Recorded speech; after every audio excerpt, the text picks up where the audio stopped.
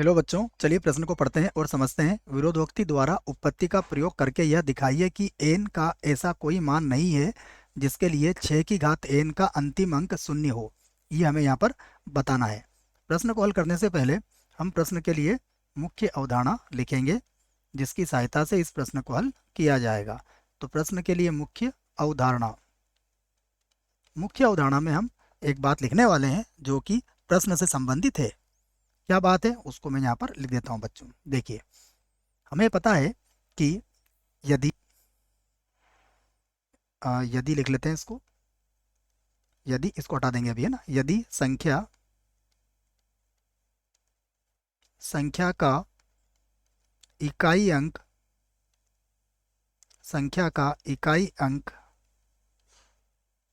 अंक शून्य हो तो तो संख्या के तो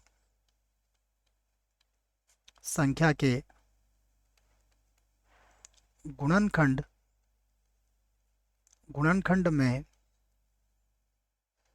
2 तथा 5 अवश्य होगा। 2 तथा 5 अवश्य होगा। ये बात हमें इस प्रश्न के लिए याद रखना है। अब हम प्रश्न को हल करते हैं यहाँ से। देखिए, प्रश्न को हल करेंगे तो सबसे पहले हमें क्या कहा गया है? 6 की घात n का अंतिम अंक शून्य है। क्या सिद्ध करना है हमें? हमें सिद्ध करना है 6 की घात n का अंतिम अंक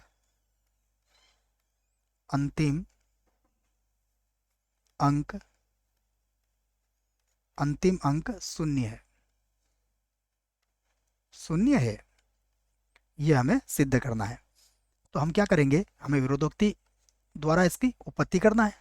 तो यहाँ पर लिख देते हैं हम विरोधोक्ति द्वारा उपपत्ति। विरोधोक्ति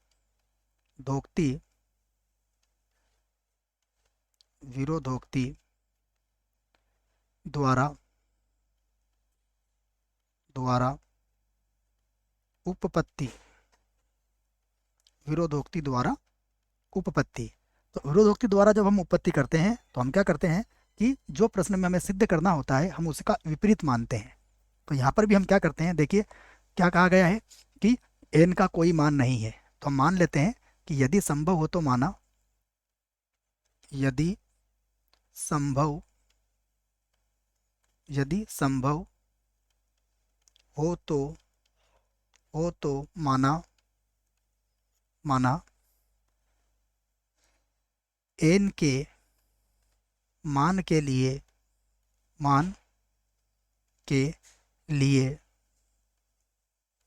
n के मान के लिए 6 की घात n का अंतिम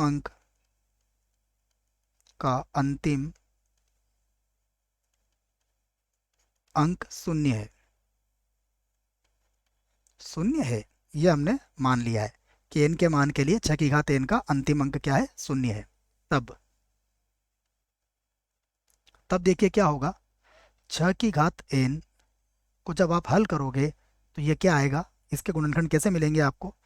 2 की घात, या पहले मैं 10 में लिख देता हूँ इसको, फिर इसके गुणनखंड कर लेंगे हम, ठीक है। तो ये कुछ इस प्रकार से मिल जाएगा बच्चों। देखो, ये हो जाएगा k और गुणा में आ जाएगा 10 की घात n। ठीक है, k की घात n भी हो सकता है। और यहाँ पर k क्या है? k कोई भी पूर्णांक हो सकता है। k एक पूर्णांक होगा, एक पूर्णांक है। अब अगर आप इसको आगे देखेंगे तो ये कुछ इस प्रकार से लिखा जाएगा। 6 की घात n बराबर, इसको यहाँ से हटा लेते हैं बच्चों, जगह कम है, इसको इधर लिख लेते हैं, ठीक है। तो मैं यहाँ से लिख देता हूँ इसको, 6 की घात n बराबर k। 10 को हम क्या लिख सकते हैं? 2 गुणा 5, और इसकी घात कितनी हो जाएगी? n। ठीक है। अब आप देखिए, हम चाहें तो इसको अलग अलग कर सकते हैं। देखो, 6 का गुणनखंड करेंगे तो ये हो जाएगा 2 की घात n गुणा 3 की घात n बराबर, अगर यहाँ पर देखेंगे तो ये हो जाएगा k गुणा में आ जाएगा 2 की घात n और गुणा 5 की घात n।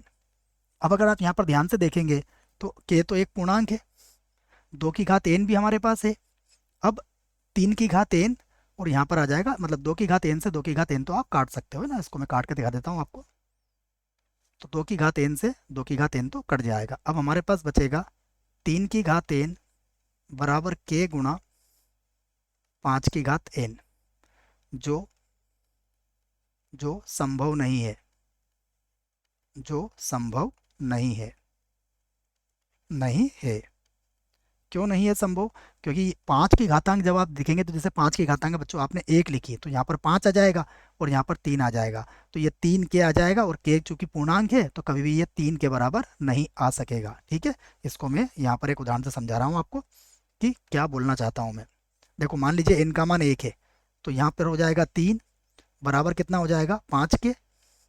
अब चूंकि के क्या है, पूर्णांक है, तो ये तो 5 का पहाड़ा बनेगा और 5 के पहाड़े में कभी भी 3 नहीं आता है। इसका अर्थ हुआ कि जो क्या है, संभव नहीं है।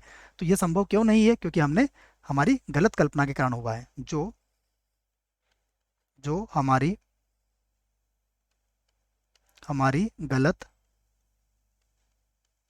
कल्पना के कारण कारण हुआ है, जो हमारी गलत कल्पना के कारण हुआ है।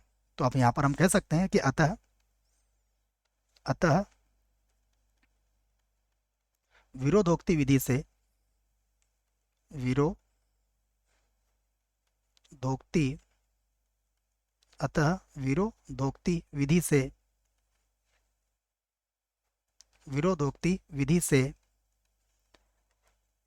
जो प्रश्न में कहा गया था वो सिद्ध हो जाएगा। विरोधोक्ति विधि से n का ऐसा कोई मान नहीं है, विरोधोक्ति विधि से n का ऐसा कोई मान नहीं है, ऐसा कोई मान नहीं है जिसके लिए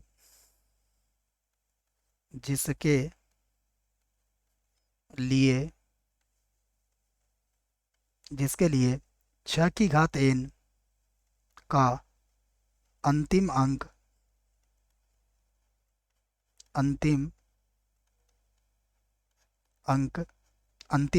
शून्य हो, अंतिम अंक शून्य हो।